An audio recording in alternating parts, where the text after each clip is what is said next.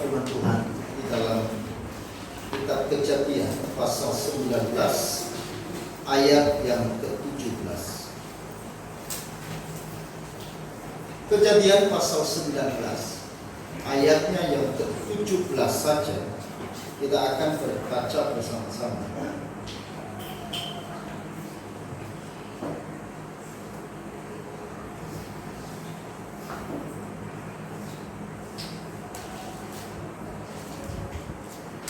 Kejadian pasal yang ke-19 ayat yang ke-17 kita baca bersama-sama. Demikian firman Tuhan.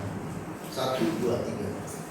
Sesudah kedua orang itu menuntun mereka sampai keluar, berkatalah seorang, larilah, selamatkanlah nyawamu, janganlah menoleh ke belakang, dan janganlah berhenti dimanapun juga di lembah Yordan. Larilah ke pegunungan, supaya engkau jangan mati. Amin. Berbahagialah kita saudara-saudara sekalian yang telah membaca firman Tuhan ini, dan kita adalah orang yang berbahagia, yang percaya, menerima dan melakukan firman Tuhan. Saudara-saudara yang dikasihi oleh Tuhan, kata belakang itu bisa diartikan masa lalu atau kehidupan yang sudah dilalui. Setiap orang pasti punya masa lalu. Entah itu masa lalu yang menyenangkan atau masa lalu yang kelabu atau yang tidak menyenangkan. Masa lalu yang baik ataupun masa lalu yang buruk. Tidak ada seorang pun manusia yang tidak punya masa lalu. Walaupun kadang-kadang saudara-saudara manusia seringkali merasa dirinya tidak punya masa lalu. Semua orang pasti memiliki masa lalu. Tetapi saudara-saudara yang dikasihi oleh Tuhan, yang menjadi permasalahan adalah apakah kita menoleh ke belakang atau memandang ke depan. Maka di dalam nas firman Tuhan yang kita baca pagi ini menceritakan kepada kita satu peristiwa yang terjadi di dalam Perjanjian Lama, yakni bahwa ketika Tuhan hendak membumi hanguskan kota Sodom dan Gomora karena kebejatan moral penduduknya saat itu. Tetapi kemudian teringatlah Tuhan pada permohonan Abraham di dalam Kejadian pasal 18 ayat 23. Apakah engkau akan melenyapkan orang benar bersama dengan orang fasik? Hati Tuhan tergerak oleh belas kasihan, karena ia teringat pada Lot dan keluarganya yang ada di dalam kota Sodom dan Gomora. Sehingga ia kemudian mengutus malaikatnya datang kepada Lot. Di dalam ayat 15 sampai dengan ayat yang ke-17 saya bacakan.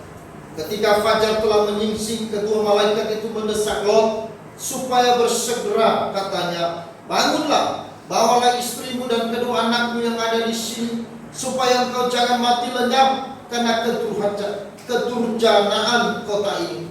Ketika ia berlambat-lambat, maka tangan istri dan tangan kedua anaknya dipegang oleh kedua orang itu, sebab Tuhan hendak mengasihani dia. Lalu kedua orang itu menuntunnya keluar kota dan melepaskannya di sana.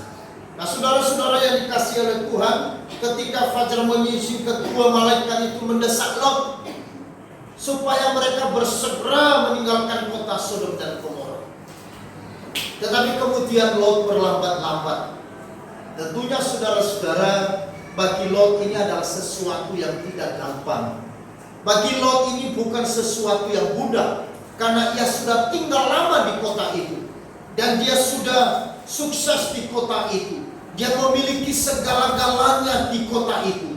Tetapi kemudian Tuhan berkata, tinggalkanlah kota itu. Tentu ini tidak mudah. Ada pertimbangan-pertimbangan.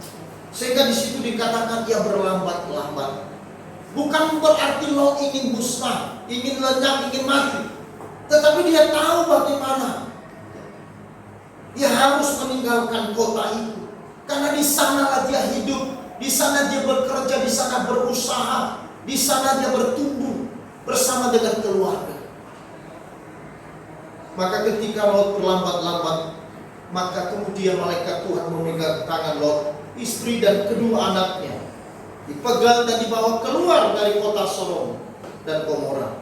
Lalu di dalam ayat yang ke-17, malaikat berpesan kepada Lot, larilah, selamatkanlah nyawamu, janganlah menoleh ke belakang, dan janganlah berhenti dimanapun juga di lembah Yordan.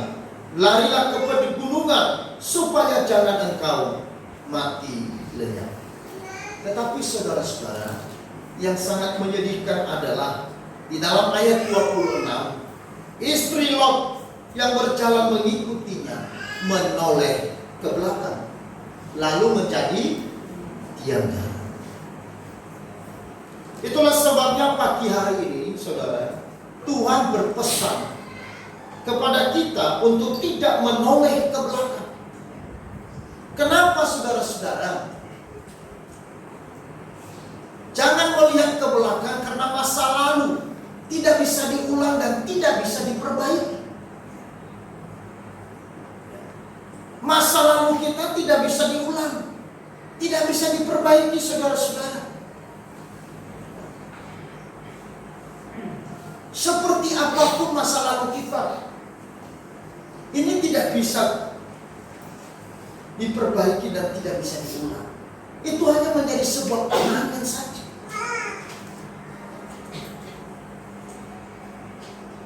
Orang yang hanya melihat kegagalan dan kehancuran, kepahitan, kekecewaan masa lalu, itu seperti orang yang minum racun sedikit demi sedikit. Saudara-saudara, jangan hidup di dalam bayang-bayang masa lalu. Amin. Amin. Jangan hidup melihat masa lalu. Jangan hidup pada masa lalu. Hiduplah pada masa depan. Tidak memandang menoleh ke belakang, tidak melihat masa lalu seperti apa. Tetapi sekarang kita harus memandang ke depan. Apalagi saudara-saudara, kita hanya melihat kegagalan, melihat kehancuran, kepahitan, kekecewaan masa lalu kita. Banyak orang tinggal di dalam kegagalan masa lalu. Banyak orang berkumpul dan terus dikuasai oleh kepahitan hati dan kekecewaan masa lalu, sehingga ia tidak bisa bertumbuh di dalamnya. Ia tidak bisa melangkah ke depan. Ia tidak bisa maju. Kenapa? Dia dikurung oleh masa lalunya. Dia terikat dengan masa lalunya, saudara-saudara, sehingga dia tidak bisa berjalan. Dia hanya memandang masa lalunya. Seringkali saudara-saudara, orang berbicara masa lalunya. Orang terus berbicara tentang kekecewaan dan kepahitan hatinya, dari hari ke hari, dari waktu ke waktu. Yang dibicarakan adalah kegagalannya masa lalu. Yang terus diingat adalah kehancuran, kepahitan, kekecewaannya masa lalu. Dia tidak pernah lepas dari masa lalunya. Dia tidak pernah lepas dari kepahitan dan kekecewaan masa lalunya. Sadar atau tidak sadar, saudara-saudara, kalau seseorang hidup seperti itu ibarat kita sedang minum racun sedikit demi sedikit. Jangan menoleh ke belakang.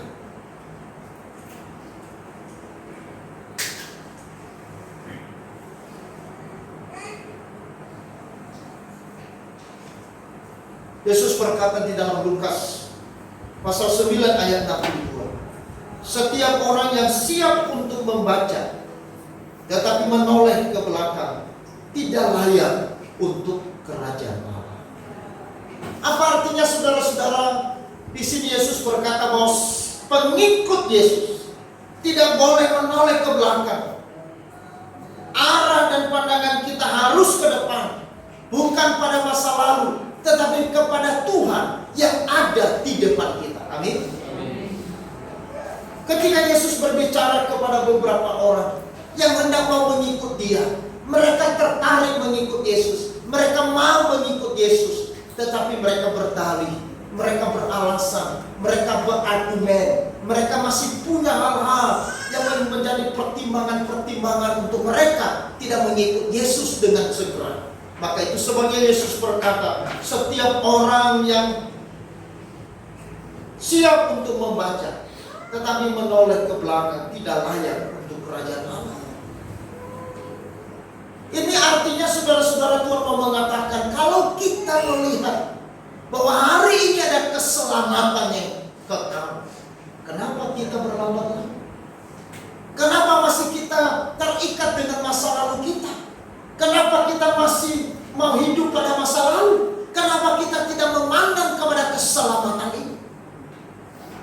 Kalau kita tahu bahwa Yesus adalah juru selamat kita yang hidup, yang memberikan kepastian keselamatan dalam hidup kita, dan di dalamnya ada jaminan keselamatan itu yang tidak ditemukan di dalam dunia apapun, yang tidak ditemukan di dalam kitab suci manapun, ditemukan ketika Yesus berkata, "Akulah jalan, kebenaran, dan hidup. Tidak ada seorang pun yang datang kepada Bapa kalau tidak melalui Aku."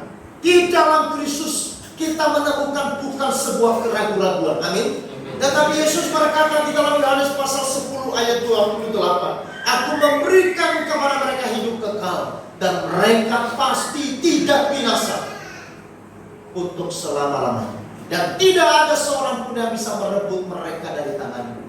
Saudara-saudara yang dikasihi oleh Tuhan, saya sudah belajar ilmu perbandingan agama.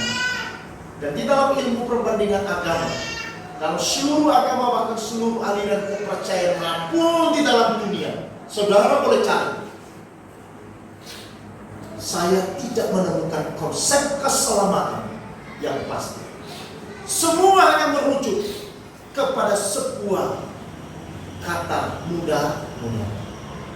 Mudah-mudahan saya selamat. Moga-moga saya masuk surga. Mudah-mudahan karmaku baik. Yesus tidak memberikan kepada manusia sebuah keraguan. Allah itu bukan seperti manusia. Allah itu adalah Allah yang pasti. Amin. Amin. Allah itu bukan seperti manusia. Manusia adalah manusia yang terbatas. Di dalam keterbatasan itulah muncul keraguan. Itulah sebabnya saudara-saudara, manusia memang kadang ragu, kadang bimbang karena kita manusia yang terbatas. Tetapi Allah yang kita percaya di dalam Kristus itu adalah Allah yang tidak terbatas. Dia adalah kebenaran. Allah adalah kebenaran. Itu artinya Allah itu adalah pasti. Amin. Allah itu adalah kepastian. Tidak mungkin di dalam Allah ada keraguan-raguan. Di dalam Allah ada kepastian. Kepastian memberikan ketenangan. Ketenangan untuk kita hidup. Amin. Kalau engkau hidup tetapi engkau tidak punya kepastian, sampai engkau mati engkau akan ragu. Bagaimana aku? Nanti kalau aku mati, masuk kemana? Ya dong? Apalagi saudara-saudara, kalau engkau berkata supaya aku masuk surga, supaya aku selamat karena aku berbuat baik, karena aku berbuat ini, karena ini dan itu, maka saudara-saudara, itu lebih mengerikan lagi. Setiap kali engkau berbuat baik, engkau akan berpikir, apa-apa yang saya sudah lakukan sudah benar atau tidak? Nanti bisa tidak masuk surga? Nanti dapat selamat tidak? Saudara-saudara, keselamatan kita di dalam iman kekristenan tidak ditentukan oleh usaha yang ada pada kita, tetapi ditentukan oleh perbuatan Sang Penebus kita yang ajaib. Amin. Keselamatan dan kepastian kita tidak tergantung di tangan kita manusia. Karena manusia tidak ada yang benar, manusia yang tidak ada yang baik, manusia tidak ada yang mencari Allah. Dalam Roma pasal 3 ayat 9 sampai ayat 21, saudara nanti pulang baca dengan jelas. Tidak ada manusia yang benar, tidak ada manusia yang mencari Allah, tidak ada manusia yang baik. Saudara-saudara, kadang-kadang manusia mau berbuat baik, tapi kadang-kadang motivasinya tidak baik. Kadang-kadang manusia bisa menolong orang lain, tetapi karena sedang memanipulasi orang itu. Kadang-kadang manusia memberikan sesuatu kepada orang lain, tetapi karena dia ingin menguasai orang lain. Bisa terjadi? Bisa. Saudara-saudara, baik itu sesuatu yang relatif, tetapi benar itu pasti baik. Amin. Saya ulangi, baik belum tentu benar. Benar pasti baik. Kita ulangi. Baik belum tentu benar. Benar pasti baik. Engkau cari yang mana? Benar pasti baik. Saudara-saudara yang dikasih oleh Tuhan, itulah sebabnya saudara dan saya bersyukur. Karena kita menemukan kebenaran, dan kebenaran itu yang meneguhkan kita hidup di dunia. Itu sebabnya kepastian ini memberikan keteguhan hati kepada kita. Meskipun ada pergumulan persoalan apapun dalam hidup kita, tetapi karena ada kepastian di dalam Kristus, itu yang membuat kita tidak ragu. Kita tidak menjadi takut dengan apapun, karena ada kebenaran di dalam Kristus. Nah, saudara-saudara yang dikasih oleh Tuhan, Lot, istri Lot, dia memiliki keraguan. Keraguan itulah yang kemudian membuat dia menoleh ke belakang. Keraguan di dalam hati yang membuat dia tidak bisa terlepas dari ikatan masa lalu, yang sebenarnya mengikat dia untuk tidak bisa melihat masa depannya. Saudara-saudara yang dikasih oleh Tuhan, maka dari itu bagaimana caranya kita untuk kita tidak menoleh ke belakang? Karena menoleh ke belakang adalah sesuatu yang tidak baik. Menoleh ke belakang adalah membawa kita pada kemunduran, bukan kepada kemajuan. Menoleh ke belakang bukan membawa kita kepada arah yang jelas, tetapi membawa kita kepada arah yang tidak jelas. Kalau engkau naik motor sambil kepala di belakang, kira-kira sampai di rumah enggak? Halo? Nyetir motor, nyetir mobil sambil kepala di belakang, boleh enggak? Bahaya saudara. Bahaya. Kita bisa masuk juga. Bagaimana caranya kita tidak mau melihat ke belakang? Paling tidak ada 3. Yang pertama, saudara, mata kita harus fokus pada Yesus. Amin. Di dalam Ibrani tadi pasal 12 ayat yang kedua itu dikatakan begini: marilah kita melakukannya dengan mata yang tertuju kepada Yesus, yang memimpin kita di dalam iman, dan yang membawa iman kita itu kepada kesempurnaan, yang dengan mengabaikan keinginan tekun memikul salib dan sukacita yang disediakan bagi Dia yang sekarang duduk di sebelah kanan tahta Allah. Untuk kita tidak menoleh ke belakang, tidak hidup di masa lalu kita, tidak dikuasai dan diikat oleh masa lalu kita, maka harusnya saat ini mata kita harus fokus pada Yesus. Fokus pada Yesus. Bukan fokus pada diri sendiri. Banyak orang fokus pada diri sendiri, sehingga mengasihani diri sendiri. Bukan fokus pada orang lain, apalagi saudara. Fokus hidupnya orang lain. Yang dipikirkan, yang direnungkan, yang ditangisi orang lain. Bagaimana dia ya? Dia kemana ya? Kenapa dia tidak ada ya? Wah, apa yang sedang dia buat ya? Dia kata apa terhadap saya ya? Omong apa terhadap saya ya? Orang itu seperti apa? Nah, ini tipe orang yang mengurus orang lain. Orang yang berfokus kepada orang lain, dia tidak bisa bertumbuh karena dia arahnya tidak jelas. Alkitab mengatakan kita harus fokus kepada Yesus, amin. Bukan fokus kepada manusia. Kalau saudara berfokus kepada saya, saudara akan kecewa. Saudara mungkin bisa tawar hati, karena saya bukan manusia yang sempurna. Ya loh. Tapi kalau saudara fokus kepada Yesus, engkau tidak akan pernah dikecewakan. Amin. Engkau tidak akan pernah dikecewakan. Makanya mengenal Allah dan mengenal manusia berbeda. Semakin kita mengenal manusia, semakin kita mengenal apa? Semakin kita mengenal buruknya manusia itu. Betul? Waktu kita hanya ketemu di jalan, selamat pagi mas. Oh ini orangnya baik. Ada orang yang tipenya baru lihat orang sudah puji setengah mati. Lalu kemudian 2 bulan, 3 bulan, orang yang tadi dipuji sampai ke surga, sekarang dicatutkan sampai ke neraka. Ternyata ini manusia yang benar. Loh, kemarin kamu bilang dia manusia suka, manusia yang benar. Iya, tapi aku kemarin belum tahu. Nah, itu persoalan. Kalau saudara makin mengenal saya, semakin saudara akan kaget-kaget. Ternyata Bapak ini hidungnya begini.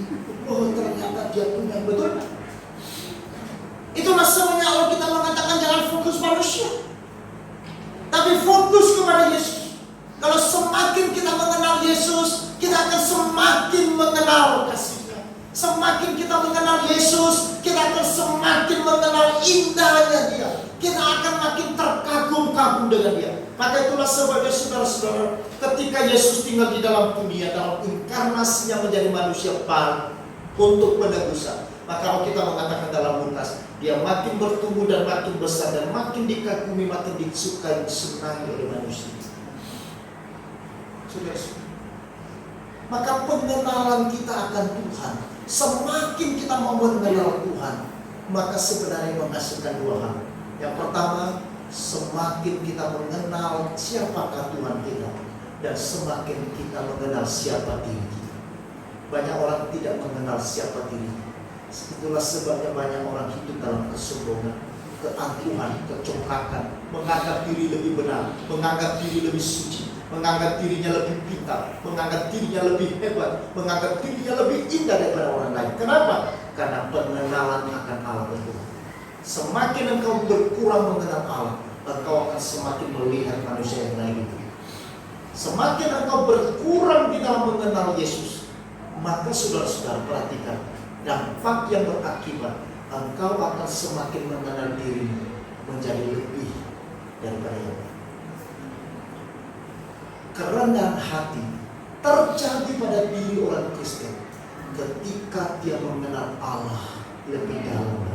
Semakin dia mengenal Tuhan, semakin dia fokus pada Yesus, dia semakin melihat dirinya tidak ada apa-apanya. Dia akan semakin melihat dirinya hanya seperti debu yang tidak ada gunanya.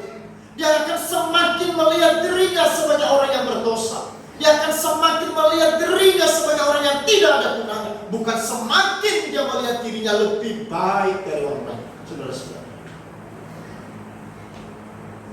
ketika pemungut cukai itu mengenal siapakah Yesus dalam hidupnya, dia baru sadar dan dia mengatakan, kasihanilah aku orang yang berdosa. Padahal sebelumnya pemungut cukai itu siapa? Dia seorang pejabat besar. Dia yang punya kedudukan yang begitu luar biasa, orang yang sangat dihormati, dan dia merasa dirinya orang yang lebih hebat dari orang lain, merasa dirinya orang yang lebih berkuasa, merasa dirinya sebagai orang yang punya otoritas. Tetapi ketika dia berjumpa dengan Yesus, dia tahu siapa dia. Amin. Paulus ketika sudah mengenal Yesus, Paulus makin rendah. Dia katakan apa? Kalau ada manusia yang paling berdosa, akulah manusia yang paling berdosa. Padahal saudara-saudara, sebelum dia bertemu Yesus, Paulus adalah seorang manusia yang begitu angkuh dan sombong. Siapa mereka yang percaya Yesus? Aku akan membasmi mereka, aku akan membunuh mereka, aku akan mengejar mereka, karena tidak ada yang lebih benar selain daripada Farisi. Tidak ada kebenaran yang lain. Maka itu sebabnya Paulus pergi ke Damsyik untuk membunuh orang-orang tersebut. Saudara-saudara, tetapi setelah dia berjumpa dengan Yesus dan dia mengenal Yesus lebih dalam, semakin dalam, Paulus makin menyadari siapa dia. Sehingga dia menjadi orang yang bergantung sepenuhnya kepada Tuhan. Dia menjadi orang yang terus membutuhkan Tuhan, dan dia menjadi orang yang semakin mengasihi Tuhan, semakin menyerahkan dirinya di kaki Tuhan, semakin melayani Tuhan. Kenapa? Karena dia tahu dirinya, kalau dia ada hari ini adalah satu kesempatan yang Tuhan masih berikan kepada dia. Saudara-saudara, kenapa ada saudara dan saya hari ini? Bukan karena saudara setelah divaksin. Saya ada hari ini karena sudah divaksin 1, 2, 3, 4. Bukan. Karena Tuhan memberi kesempatan untuk saya dan saudara hidup. Amin. Divaksin 10 kali pun kalau Tuhan memang ambil ya kan. Enak.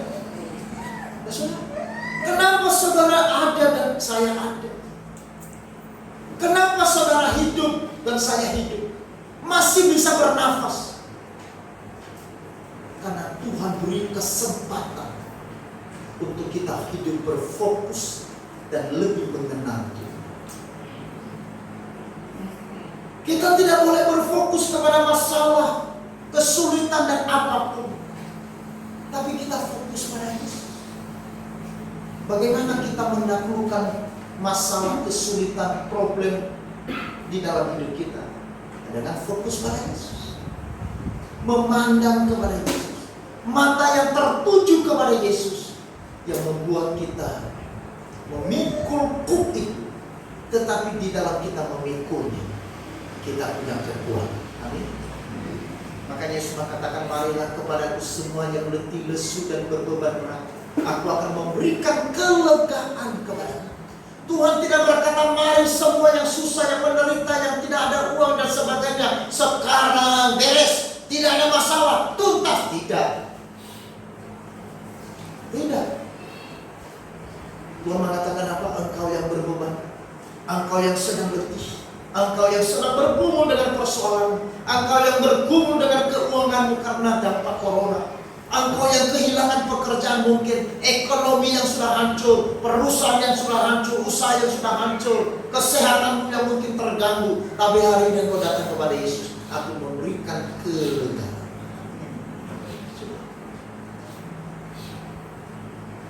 Yang kedua, saudara-saudara, bagaimana kita bisa tidak menoleh ke belakang? Di dalam ayat yang 17, waktu malaikat Tuhan itu berpesan kepada Lot, dikatakan apa? Berlarilah. Berlarilah. Malaikat itu mengatakan kamu harus berlarilah. Bukan hanya jalan, apalagi jalan santai. Tapi dikatakan berlarilah.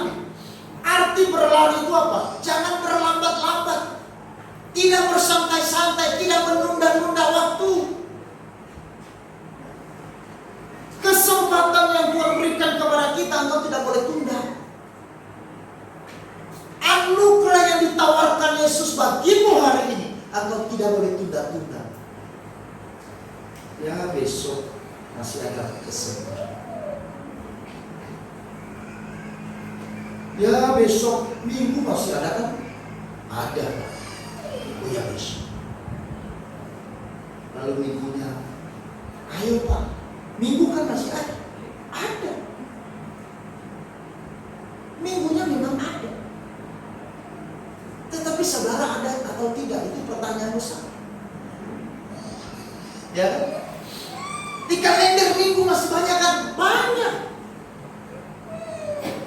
Dalam 1 tahun minggunya berapa kali? Oh banyak. Minggu yang ke-10. Syukur kalau sudah sampai. Kalau tidak, ini persoalannya.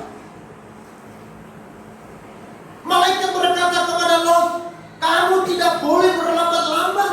Segera kamu harus berlari. Kamu tidak boleh menunda-nunda waktu. Seringkali orang Kristen menunda-nunda waktu. Ayo kita mau melayani Tuhan, besok-besok saja boleh nggak? Ini masih repot. Anak kecil masih musuh.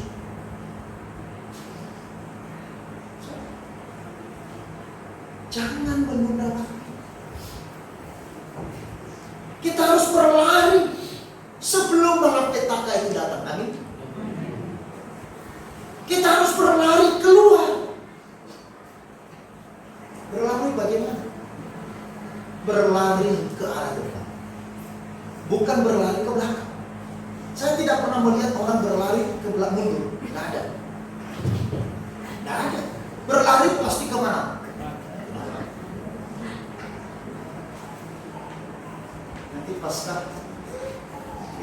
panitia pasca, coba ya lomba lari ke belakang.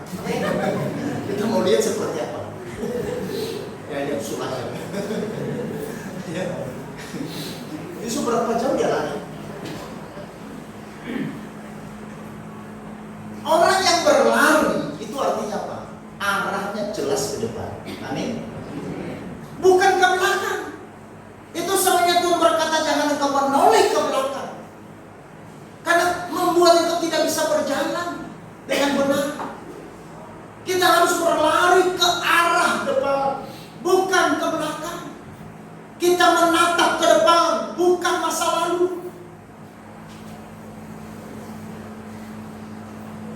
Dan yang kedua, berlari kemana? Di situ dikatakan saudara-saudara dalam ayat 17 tadi. Bagian C, larilah ke pegunungan supaya engkau jangan mati berat. Larilah ke pegunungan. Itu artinya apa?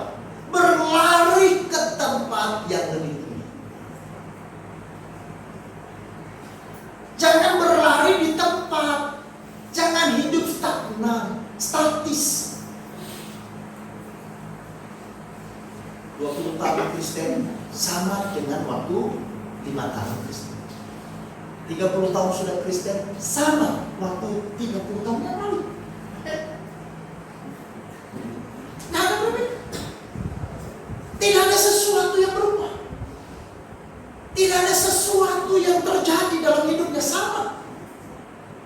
Kenapa? Karena dia pegang nyanyi Tuhan Yesus tidak berubah. Aku juga. Kenapa tidak mau berubah? Tuhan Yesus tidak berubah. Aku juga. Nah, ini motonya dia. Bukan. Kita harus berubah, amin. Kita harus berlari ke arah yang lebih tinggi. Itu artinya bahwa kehidupan kita sebagai orang Kristen, kita harus berlari, bertumbuh ke tangga yang lebih tinggi, amin. Ke tempat yang lebih tinggi. Dari anak-anak naik ke remaja, dari remaja naik ke pemuda, dari pemuda naik ke dewasa. Itu namanya bertumbuh. Bertumbuh. Nah, saudara, waktu kita berjalan di dalam iman kekristenan kita, seperti apa kita? Cara pandang kita, cara berpikir kita apakah sama dengan yang 10 tahun yang lalu? Keaktifan kita, kesetiaan kita, apakah tetap sama? 10 tahun yang lalu Senin Kamis berdoa, sekarang juga Senin Kamis berdoa. 10 tahun yang lalu ibadah 1 kali sebulan, sekarang pun juga 1 kali sebulan. Karena motonya apa? Tuhan Yesus tidak berubah. Makanya nanti ketemu nanya terus, Tuhan Yesus tidak berubah. Lalu disambung, aku juga. Tidak bisa bertumbuh. Pemahamannya terhadap firman Tuhan gitu-gitu aja. Karena tidak mau belajar bertumbuh.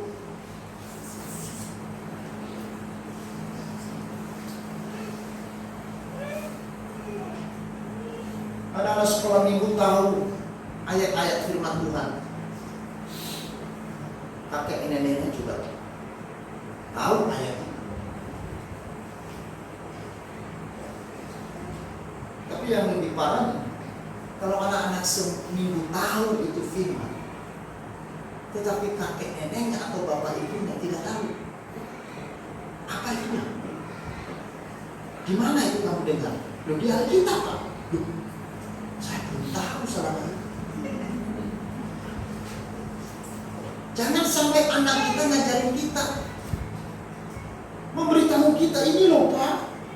Oh ya, kok lama aku tidak tahu? Ya Bapak tidak pernah baca loh.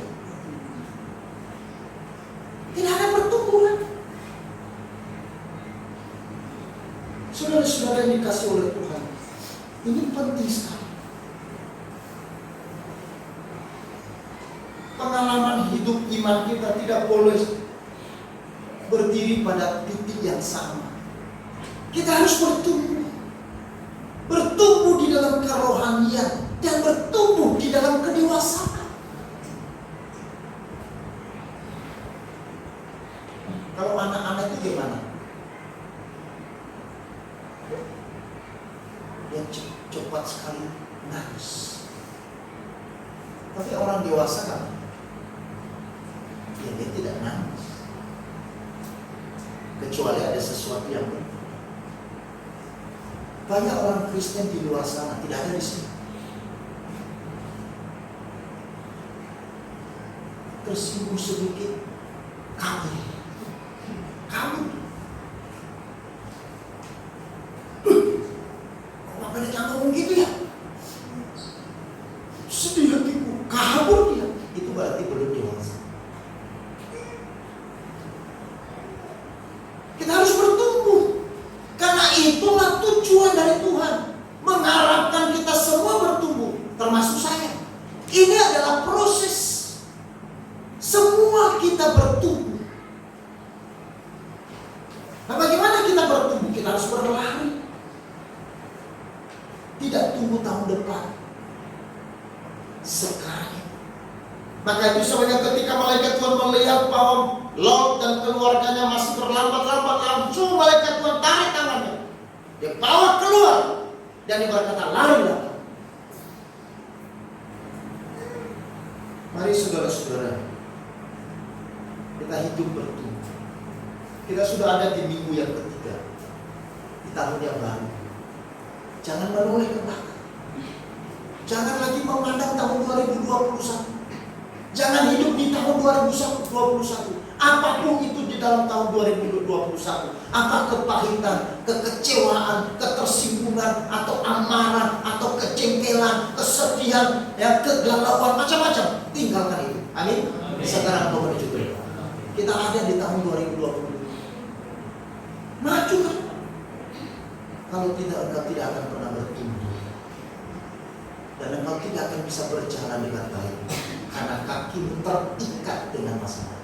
Hati kita terikat dengan masalah.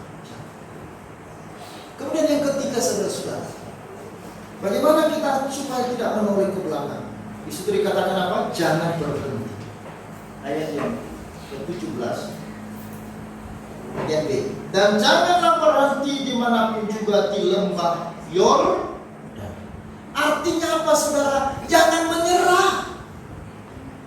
Jangan putus asa pada situasi dan kondisi apapun itu. Ada masalah, ya. Ada pergumulan kesulitan, kita betul. Tapi Tuhan berkata jangan berhenti. Jangan menyerah. Jangan putus asa. Bangun kehidupan kita dengan komitmen dan kesetiaan.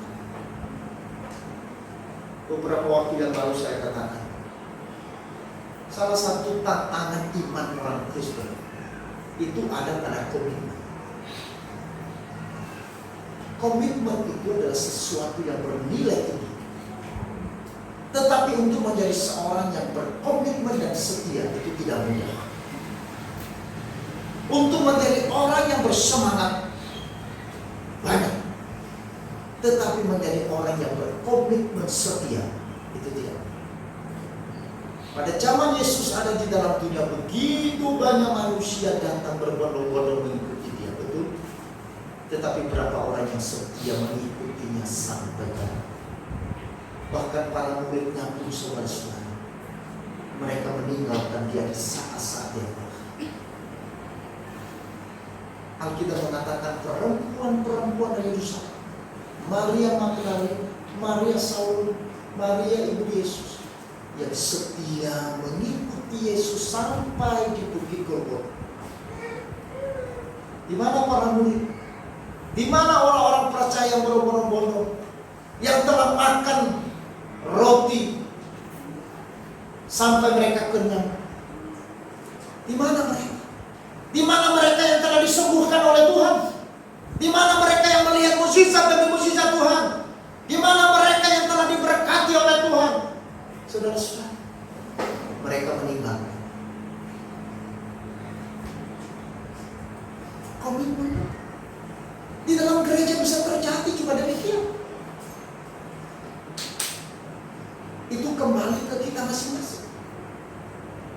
Bagaimana kita membangun komitmen kita? Kita terpanggil sebagai jemaat Eleos, kita terpanggil sebagai majelis, terpanggil sebagai pengurus untuk melayani melalui lembaga ini, untuk kita menjadi proklamasi itu. Banyak orang berkata, kenapa harus saya di dalam Eleos? Saya bisa melayani kemana-mana, ke seluruh dunia. Betul, tidak salah. Tapi panggilanmu sebagai seorang majelis, panggilanmu sebagai pengurus komisi, ada di sini. Di tempat ini kita mau pergi. Di tempat ini kita melakukan sesuatu. Kalau di sini saja kita tidak bisa mampu melakukan, jangan berharap di tempat yang kau bisa melakukan.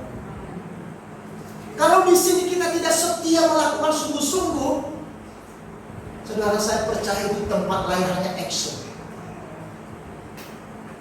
Bisa betul nggak?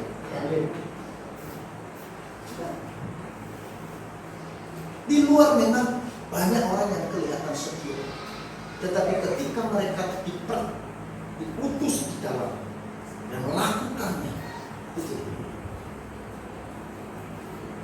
Saudara-saudara yang dikasihi oleh Tuhan, jangan berhenti. Makanya Oswald Campbell, saudara-saudara, itu berkata, tinggalkanlah masa lalu dengan segala keberadaannya dan yang tidak dapat diubah ke dalam tangannya, dan melangkahlah keluar ke masa depan yang tak terkalahkan bersama.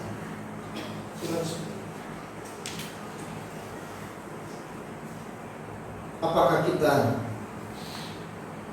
telah sepenuh hati mempersembahkan hidup kita kepada Tuhan?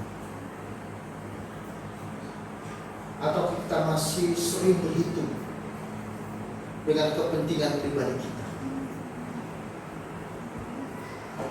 Kiranya kita mampu menyatakan apa yang menjadi komitmen dan totalitas hidup kita, sehingga kita menjadi murid dari Yesus di zaman hari.